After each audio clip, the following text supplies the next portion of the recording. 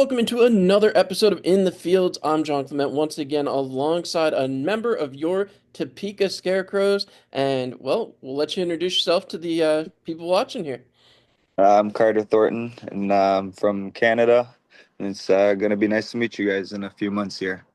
Well, that's awesome, Carter. Thanks so much for taking time. And obviously, you've had a couple of years here in the Federal Prospects Hockey League, already Yeah. playing for the Watertown Wolves. An interesting arena, as I've always said up there in the Yeah. Great White North, but obviously a lot of hard-fought matchups for you already. What's your experience been like playing in the Fed so far? Definitely my first year, we didn't have as much traveling, but the second year we went on the bus for about 27 hours, so that was an experience for sure. But it's good. I never really played away from home, so the past 2 years playing away from home has been good. So meeting all the guys and getting together and everything like that outside of the hockey game and everything like that. So it's been good. So it's going to be, especially going to now Kansas, it's going to be a lot different. So it should be good though. And speaking of that, obviously you were a selection that head coach Robbie Nichols and obviously our assistant coach were very interested in picking you up, so got the Yeah. trade done. What was it like for you finding out you were going to come to Topeka?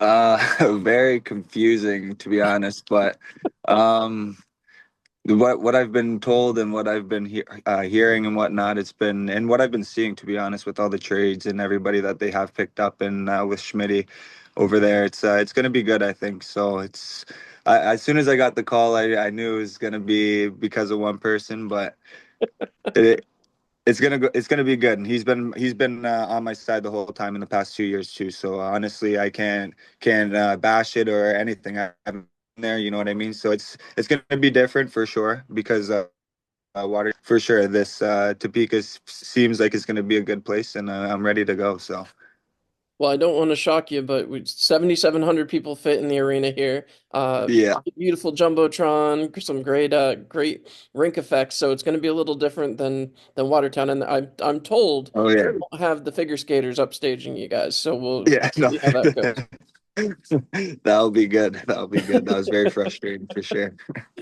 That being said, obviously Oh man. I already talked to you about kind of the Fed experience, and obviously you've been really successful here in 52 games. Your first season, 21 goals, 28 assists.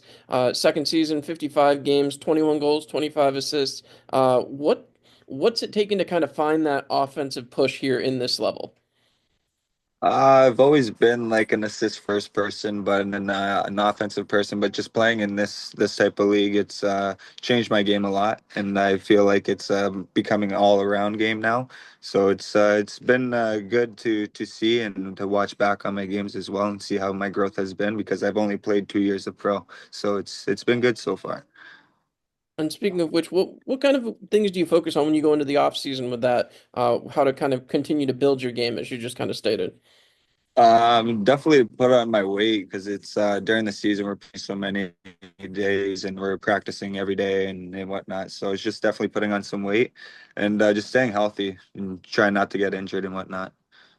And talking about staying healthy, obviously we talked off mic. You do a full-time work, well, you're off season here, a couple of jobs and doing a couple of different things. How do you keep yourself healthy and keep yourself from getting injured while you're, getting ready for a season that's fairly grueling? Just taking my time with everything, to be honest. Even like with hockey, taking your time with everything to become better at it. So just not, especially with this heat, we've been getting like crazy heat. So just drinking my water and making sure I'm not doing anything crazy, like lifting anything heavy, too heavy at least. But yeah, it's just same thing as just normal life, to be honest. Makes sense. Makes sense. Now, I also know, previous to your jump into the pros, you were playing in the junior leagues, but you also had some international experience. Can you tell us a little bit about that? Yes, I play for Team Jamaica. We're on actually going to Montreal here in Canada and about next weekend here. So we were down in Chicago about in June, I would say, and we didn't do too well over there. But we've, as a team, the past like 10 years that I've been on the team, it's been very successful. But did ruin a couple years of that, and we're trying to uplift it now. And it's been a good ride so far, and it's bringing that towards the season. It's very helpful. Now, how does it translate from playing international to getting you ready for a league like the Federal Prospects League? We're playing a lot of like all around players, like a bunch of Canadian players, a bunch of USA born players, or even like Mexican players. So it's a whole lot different hockey, to be honest. But just the speed wise, just bringing it in.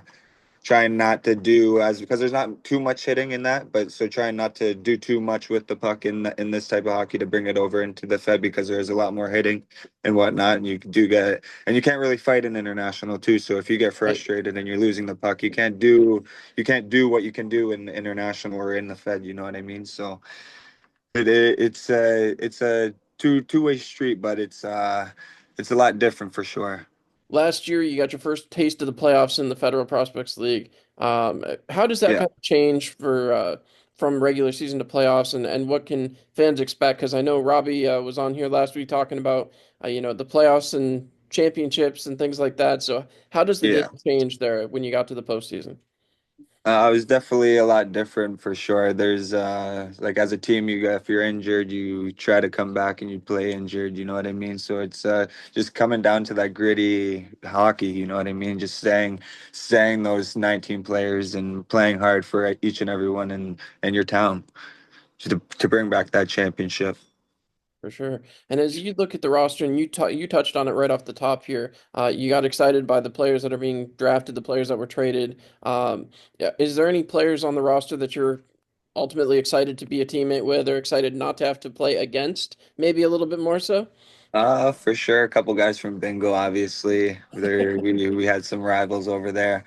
Obviously, because we played them about 13 times last season around, I would say. So, but yeah, seeing those guys, there's definitely a handful around this league that we did pick up as we had a bunch of picks that we were able to get. So hopefully they do come over there because it would be good to have them. But yeah, so we'll see because as you know, not many people like you do get the trades, but who knows if they will show up. So hopefully they do, and we'll go from there, right? So it'll be good to have them on my team now. For sure. Now, moving off that, obviously the schedule just came out. You got to look at the schedule over the last about week and a half at this point. Yeah, What was the reaction to the schedule? Obviously, a little different, not seeing Binghamton every other day or Danbury. no, These for are going to be sure. some different teams to play. Yeah, no, it's I played a couple of the teams that we've have on the roster or the schedule this year, so it'll be good to play them again. But I'm a little disappointed that we can't play Watertown as I got traded from them. But yeah, hopefully we do see them in the playoffs if we both make it there, and we'll go from there. But yeah, no, the schedule looks good, and it's good not to play them 16 times or somebody 13 times. You know what I mean? So it's really refreshing for that to go around the division for sure. For sure. And then with obviously the off season still in full swing. We're in the first week, full week of July at this point. As you get prepped and get ready to go, obviously you already talked about you're going to go play international hockey here very shortly. What Yeah. else are you doing to try to keep yourself ready for the season, and how do you guys go year to year trying to get things ready and have yourself ready for a training camp, especially an abbreviated one like you get here in the Fed?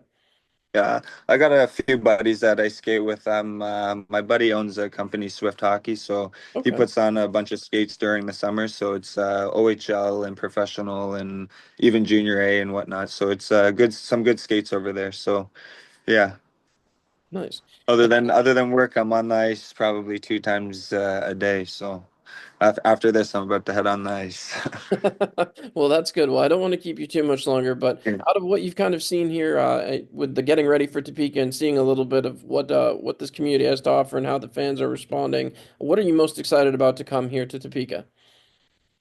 To be honest, the fans to meet everybody. So as you said, there's 7,700 seats in the stands there. So there's 7,000 people that I'm going to be meeting. You know what I mean? So it's going to be totally different from in Watertown and even back here in Oshawa where I'm from. So it's going to be very good, and it's I'm ready to meet them all.